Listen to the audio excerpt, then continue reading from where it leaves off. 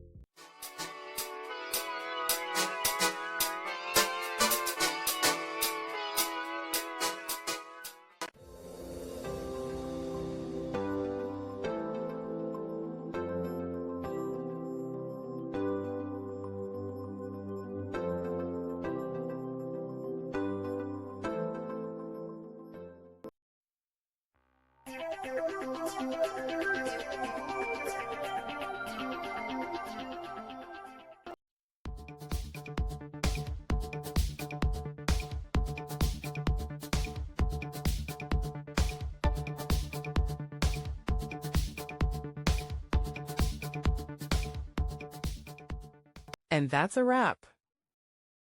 I hope you found the answer you were looking for. If you did, take a second to hit that subscribe button. It really helps out. And let me know in the comments which solution worked best for you. See you next time in the debug zone.